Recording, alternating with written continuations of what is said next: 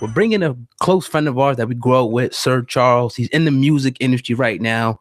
He's writing for a lot of people. He's also working on his own project. So we wanted him to be the actual first guest that we bless y'all with, because he's up and coming, and trust me, he's gonna be all over the screen real soon. So I want that's love. Yes, sir. Yes, sir. Talking about this for about a little bit over a month now, but you've been busy on the road doing your thing, man. So like we were talking about in the whip, I seen you in the club.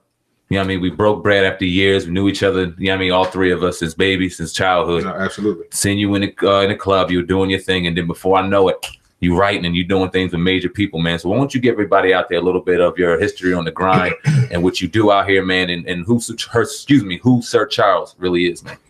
Well, I mean, basically, man, I'm just like everybody else that goes the route like everybody goes to school and don't work out because you're doing other things, and I mean, shit happens in just life in general, man. So I pretty much had to turn a bad situation into a good one. I mean, which I'm sure a lot of people have to try to do on a daily basis.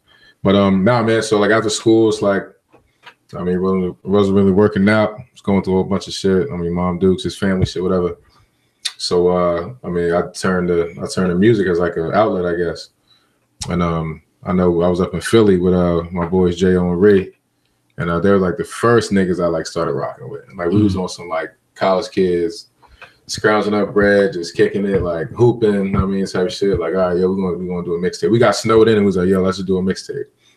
So like at parties, like in high school and everything, growing up, I always freestyle, like joking around, but like I always like was just good, right? Was just dope. You feel me? So I guess that just like translated to everything today. But even like throughout school, I was always good, like literature, English. That was always like my strong suit. So I always got like A's in that, like without even trying. Right. Well, there's a lot of there's a ton of people out here that's real talented. We're from an area where it's just a pool of talent out here. You got rappers, R&B singers, producers, et cetera, et cetera. Absolutely. The lineage goes on and on in South Jersey, and we don't get enough credit from where we're from. You know what I mean? Just the amazing talent that we have out here. But what took you and separated you from the rest? Because yes, a lot of people that are out here talented in writing and talented in the production and things you talked about.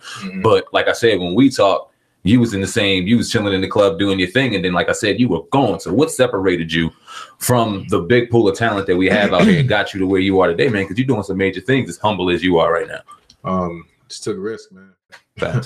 I took a risk, and regardless of how anybody felt about it, I did what I felt like as a man I needed to do in order to progress. Like to find, like, it's all about finding yourself too, man. It's like you got to do something and find something that really makes you happy, that keeps you inspired, motivated just to live, man. Like I'm about energy, man. So just like that's like what triggered my energy to go towards, man. So it's just like I took a lot of risks, traveled a lot. I mean, went broke a lot. You know what I mean? Like lived off Mickey D's a lot and Waffle House and shit like that. Just whatever. Like niggas know what's up. So, I mean, like you come from a small area of South Jersey. What took you from where did you see your biggest break, or where did you see the biggest light come from? Where did you know that, like, yeah, I'm in this game, I'm meant to do this, and this shit's real? Like, when did that opportunity break? When was that? Safe to say, probably when I started going out to LA with my man Camper. We was in Miami, came back, then met her up here, went to LA, came back. Already climbed up the top like that. Instantly, She the type, like, she fuck with like the real music type shit. So she like, she ran across niggas and everything. She's like, yo, I fuck with you. I'm only around like every day. I'm stalking y'all. Yo, if anything, I'm gonna let you know what's up. Around him and just, I mean, just learning. I mean, like when you're around somebody a lot, I mean, like you pick up their mannerisms. Like it's just like musically, like we just like the chemistry was just crazy. Like always, even if we messing around, freestyling the crib with bars, or he on the keys in the studio and I'm coming with melodies or whatever, just messing around. Just, I mean, like we create well, man. Yeah, shout out to DJ Camper, another South Jersey bred resident doing major damage. Look him up if you don't know him. Super humble. In the end of the day. But yeah, Sir Charles, man, you talk about getting into the ground with him. Just talk about where that kind of propelled and where you at right now and what's going on with you, bro. So really, I went out to LA for like a week and a half with a few homies trying to do some stuff, get some footage or whatever. And Cam was out there at the same time, so I was like, "Yo, like I'll be out here." I mean, I'll hit you up. So we linked up when we was out there, and my homies ended up going back And I was like, yo, dog, like I ain't trying to go back to the crib. I'm trying to stay out here in Mob. What's up? He's like, all right, well, come on, you come stay with me. So I'm like, all right, cool. So we posted up in LA all throughout the summer until like the fall. We got like 5-6 months, and then we were just working. Like he just had me just going everywhere, just like going to sessions, meeting people. And half the time it wouldn't even be like, all right, I'm writing and shit up. Where sometimes we just kicking it, and we just catching a vibe, like just getting to know people. I'm just in the cut while he doing this thing, and then I mean somebody, he like, yo, you got something? Da, da, da. He would just kind of just slide me in, and then I would just do what I do. So were you like, who's the first like major artist that you work with? Let us know that. Like the first that you were kind of like, you seen him and you was like, yo, this is big. Like I'm actually here. Man, I mean, I would definitely have to say Brandy. Yeah, man. I mean,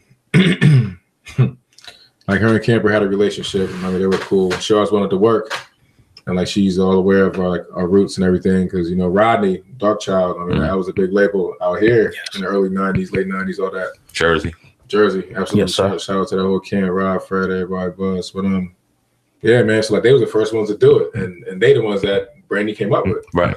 So just like as DJ fell in line and just, I mean, really walked into his greatness. I mean, it was rightfully so. She wanted, I mean, see what's up because camp on fire. Like, I mean, it's just different. So I mean, back in like 2016, we was out in LA and all that, and we was supposed to link up. And then I mean, everybody's schedules got hectic. I mean, we was back and forth, so it ain't happened. Then now, just about a month and a half ago, this rekindled. We was in LA.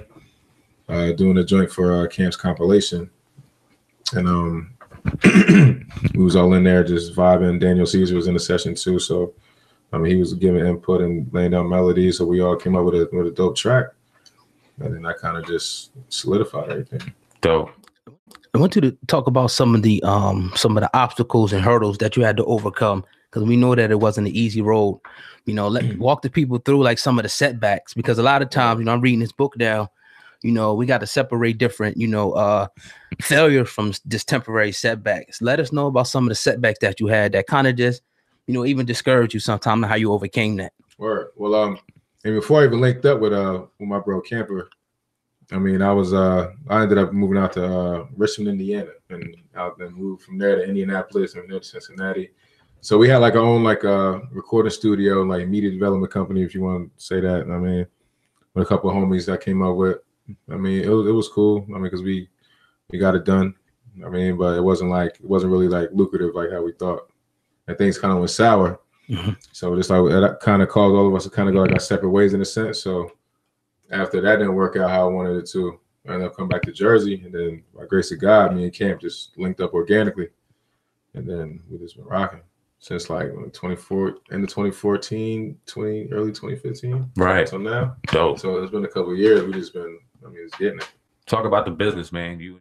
Well, really, it's like I feel like I'm real blessed because the situation I'm in, the people I'm around are all like good people. I mean, so like, just Camp is like, he grew up in church. I grew up in church, both Seventh-day Adventists. I mean, so it's like, I ain't saying to be corny or nothing. That's just how he was raised. Certain things and certain morals were just instilled in us as kids that, I mean, obviously it just shows in our mannerisms now. So, but now as far as like artists and stuff, man, it's just like everybody we work with is just good people. I mean, it's like generally just good people. So it's like, when I feel like things go sour in the industries because people like are heavy into drugs and all the other, like all the other things that come along with it, like the clout and all that stuff. But with us, I mean, we just like appreciate the fact that we can just have an opportunity to make this like good music. I mean, just chill and just catch a vibe and like make memories, man. Because all that, like the money gonna come, man. Like the money's gonna come. The work speaks for itself. But it's like just to have that fulfillment, knowing that like, yo, like I really made this. I made this happen by the grace of God, and I'm really be able to change my life and like the people's around me lives and in the world here. And I mean, my words or my thoughts through somebody else are just like a crazy feeling. Right. So that's something I would never take for granted. Because I grew up seeing these people on TV. Right. And now I'm like face to face with these people, kicking it, making music, doing business, whatever the case may be. So it's just like. You were just in the studio with Tisha Campbell. Yeah. I mean, yeah. Wow. In the studio with Brandy. Yeah. Same guy. Yeah. Talk about that. So I mean, she slid through, I mean, and she just came through at like a party for like Damon Wayne's birthday or something like that. And then one of the Waynes, it wasn't Damon, it might have been Keenan, one of the two, but she came through. She, you know what I mean, just heard what we was doing, just caught a vibe, and she was just genuine good people. And I feel like energy speaks volumes, man. So like, just, I mean, her energy, everybody in the room, and they're cracking jokes, everything. It was just a great time, man. So she's definitely dope. Shout out to Tisha, like for real, definitely dope. Word. Now you talk about energy and you talk about you and Camp's Root, and it seemed like y'all got a real dynamic and real amazing chemistry together when it comes to the studio and making this music. Would you say that goes kind of hand in hand with finding a relationship that you have now with Brandy? Because we see you all over IG. It's no secret in that regard that you and Brandy have a real tight relationship when it chemistry when it comes to the studio. Yeah, and she's a legend in this game. I mean, you can go on and on. Brandy is the quintessential female out here in this game, and when she drops music, it's definitely going to be damaged. She's amazing. Yeah. So for you to be able to step into that and growing up on Moesha and Brandy and just walking in and you know what I mean, have her looking at you and saying the things that she's saying about you. Just talk about Brandy a little bit and how it was working with her, mixed with your roots and where you came from, and just putting out the dynamic and beautiful music that y'all are right now. I mean, really, man, like I grew up on like the R&B, like early 90s, late 90s stuff. I mean, so it's just like just having that embedded in me as a youngin' and always just knowing how things are supposed to sound. Is always having that ear. And it's just like, and actually being able to work hand in hand with her and just seeing how like much she appreciates her gift and like, and how hard she works and just how like eager she is, like to let the world know, like, yo, like I'm Brandy. Like, yeah. Like she instilled a different level of confidence in me that obviously I didn't know was there, because it's all coming out of me now, but it's just like she's just a beautiful person, man. Like, right. You actually took the next question I was going to ask. I actually wrote it down. I was going to talk about confidence. I want you to talk about, you know, that aspect. And because like you just said, the shell shock of being by Brandy, and some people will fold in that situation. Yeah, talk about, you know, the confidence that you have to say, all right, this person is looking to me to deliver. I have to deliver. Talk about that and how, you know, you using your confidence has made you successful thus far. Just knowing what I'm capable of, man. Knowing that I'm here for a reason. Knowing that it could be way worse. I could be homeless. I could be dead. I can be stuck working at Walmart. It's whatever. Like, I could be doing anything else in the world, but I got the opportunity to do music. So just like me knowing that I'm blessed to do that, I'm embracing my blessing, man. I feel like that's what God put me on this earth to do. Create. What kind of music is Brandy making now? Is she trying to go to the 2018 nowadays with is she trying to go to the days trend, or she getting staying authentic to Brandy? And from the little things that you showed me, it's like, damn, nah, she's back in that bag, and you seem to be a critical part in that. So how did you just find to really remain authentic in that R&B bag? And do you see a resurgence in R&B coming up in the future, man? Yeah, absolutely. Like starting with Brandy. I mean, and definitely like other artists like her, and you know, like her is definitely dope, and since she's doing her thing. So it's like, but like Brandy, I feel like it's like where a lot of this started. I mean, so just like for me to have the opportunity, Camper and I have the opportunity to really, I mean, lock in with her and really just create these moments. I mean, it's just different, man. Yeah, man. It's just different. It's just different, bro. Like, it's really hard to put in words, man, because I'm still like in the moment. Like, so I just got back in. We were locked in all like this week in New York. So it's just like, talk about a little bit, and talk about you as far as an artist, man, because you definitely showed us some of your work, and it's fire.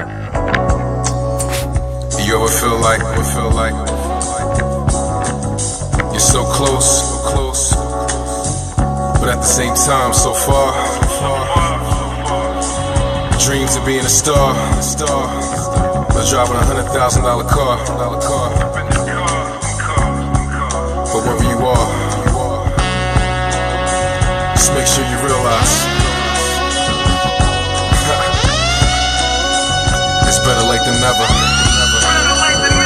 You still got time.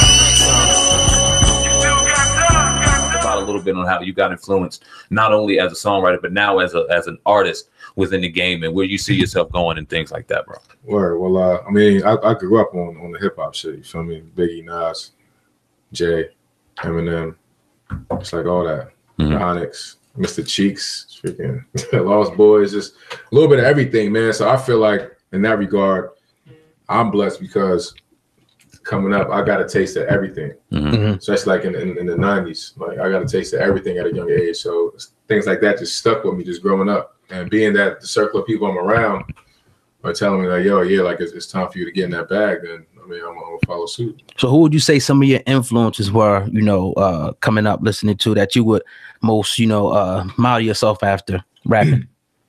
Man, I gotta say Nas, Hov, Biggie. Let's talk LL. Word. Yeah. So you have your the tribute to Nas joint coming out real soon. Yeah, yep. Called Under the Influence, dropping on the 28th of this month. Dope. You gave us a sneak peek of that joint. Fire. You know what I mean? Give us a little bit of the influence behind that. I mean, really, man, I was just at a point where it's like, all right, like I got things bubbling a little bit, but it's still like I feel like I still need to. I feel like I'm not pushing myself like hard enough right now, just for me personally. Mm-hmm. So it was like, okay, I'll be in the studio with people and we create shit like that. Cool. But I feel like for myself, I kind of took a step back and didn't really, cater to myself as I should have. So I just locked in for about a good week and just got a bunch of whole like Nas beats, went through a whole list of like his craziest beats and just picked 6 that just clicked with me. That was called a vibe with, and I just meshed them joints together, and here we are. And pretty much just talking about like just how I feel, just how I felt at the time, and just like everything going on, and just pretty much instead of like I'm not really the big type to do interviews and things like that, so I feel like I ain't even like where I'm supposed to be yet to be doing all that, but I'm thankful for this platform. You feel me? Facts. Appreciate you. Thank you to have you here. Like I'm still grinding, but it's like so since I'm not really all Instagram and all that crazy shit like the rest of these niggas, it's just like. Cool, I'm press play, and you going everything how I feel, what I need to talk about, you gonna hear it right here. So why Nas? Why put Nas on the forefront? Well, honestly, I feel like Nas is obviously in my top 5 and a lot of people's top 5s, but I feel like he's not given that true acknowledgement he deserves as an MC. I feel like he's slept on in a sense. Like everybody knows how great he is and Illmatic and all that, all his albums. But it's like I feel like he's kind of like not giving his just due. So that kind of like relates to me in a sense where like I relate to Nas in a sense where you're like, you blessed, you're supposed to do this, you got something inside you that can't be like explained, that either you got it or you don't.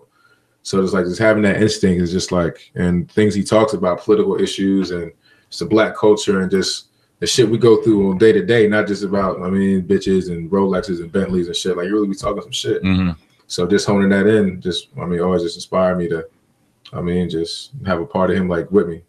So, you ever get a chance to meet him?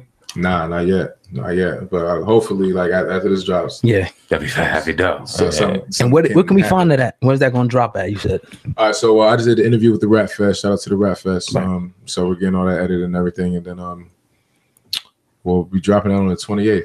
So I'm not exactly sure how we're gonna drop the link, but as soon as we get all that situated, then I'll definitely let y'all know and shoot that over to y'all. So like I said, everything has just been happening so quick. I just literally took the time to knock that out. Now I'm getting that situated. Right. Like a week, I got to go back in with Brandy most likely. So it's like I'm just trying to just get shit done. Talk about you talk about Brandy, but some of the other people that you work with and that you probably got in the future that you plan on working with, or some people that you even want to work with. Like your dream person or people. Man. I would definitely love to get in the booth for Hov, 100%. Yeah. Or Nas. Mm-hmm. Like 100%. As far as like singers, man, I love to work with Beyonce. That'd be crazy. Mm-hmm. Yeah. Rihanna, that'd be crazy. Just all like or Nicki, that'd be crazy. Just like all the heavy hitters, man. Just to give them like the flavor, because I just feel like, man. Like the shit that Camper be on, bro. Like nobody in the industry is producing like him. Nah, I agree with that. Like nobody. I agree with fire. It's fire. So it's like he gonna give you a sound that's gonna stick and that's gonna be authentic and that's gonna just move your soul. Like there's mad dope producers out here. It's mad of them. Like mad of them. I know mad of niggas. Y'all niggas. Right. Y'all doing your thing. Let them niggas. Talk about your chemistry and just walk us through the process with you and Camper. Like, how do y'all make that magic come together in the studio from the first time y'all met? Like, was it just instantaneous? Like, talk about that whole process. Yeah, it'll be like his beats be fire. Obviously, like when the words are always going through my head and shit. So it's like he hear a beat. He play a beat. And I hear it. I do a little melody and mess around, little flow on it, whatever. And we just, that's hot. He stayed organic, right? And we just vibing.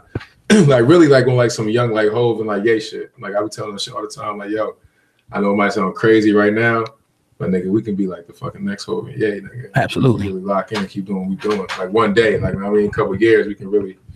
I mean, like. Well, that brother's catalog is crazy already. You know what I mean? Yeah. He's so humble. Talk about him. Like, he's one of the best kept secrets in the game right now. You don't hear anything about this brother DJ Camper right here. And his resume is ridiculous. Like, I was vibing with my, you know what I mean, my old guy over there a couple weeks ago, and we're sitting there, and I'm telling him about dude, and I'm sitting there like, yo, this dude right here is next. He came from Oak Crest, real humble, real chill. He produced the whole joint. He's like, what whole joint? I'm like, the whole joint, the one Somewhere in America. And he was like, wait a minute. I put the joint on, and you know what I mean, Lost is one of his favorite joints. Yeah. And it just, you know what I mean, you start digging in this dude's library, and it's crazy. So just talk about why you think he's kind of under the radar as one of the best, because you hear about your Metro Boomins and your other producers, and shout out to all of them. But this dude right here is doing damage throughout the game in R&B, hip hop, and etc. Why is he? Is it his humility that keeps him under the radar, or why do you think this dude's under the radar so crazy? I mean, honestly, I just feel like, I mean, he's extremely humble.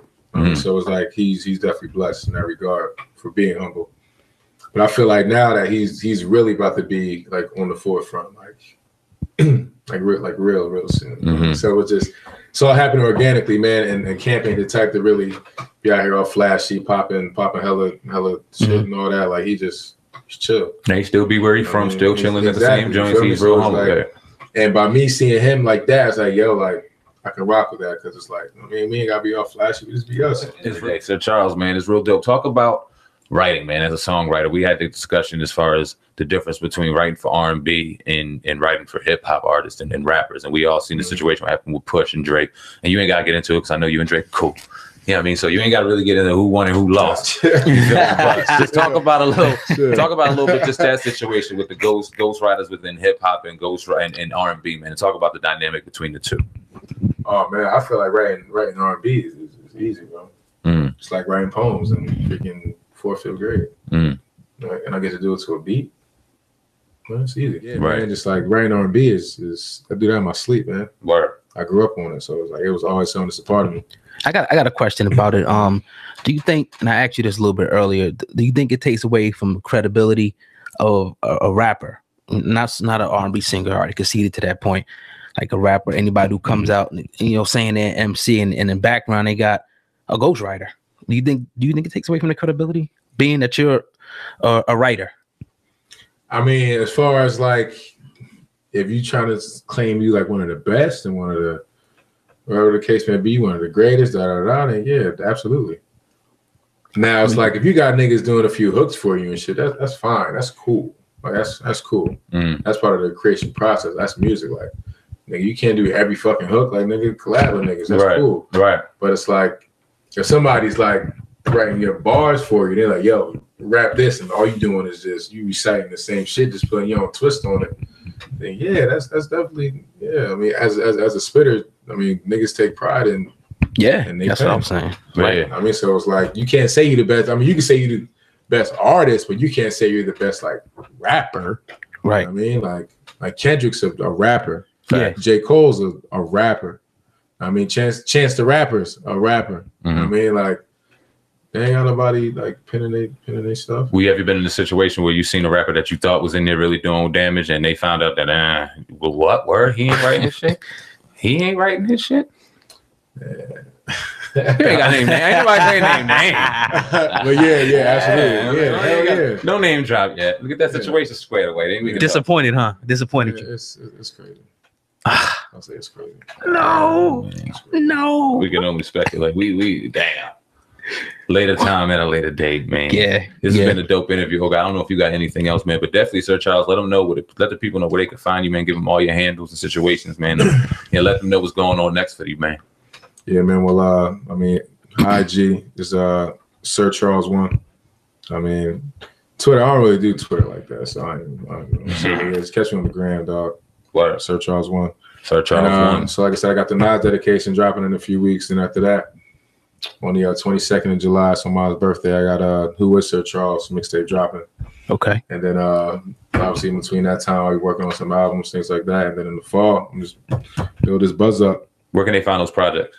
It'll be on like either a title, or I'll have the link description. Like I'll share that. We'll put it up on the website for you. Definitely. Got you. Like a title or an audio Mac or just whatever. It's just it's going to be accessible. Yeah, definitely, So yeah, so once I get that squared away, I'll definitely blast it off, let everybody know.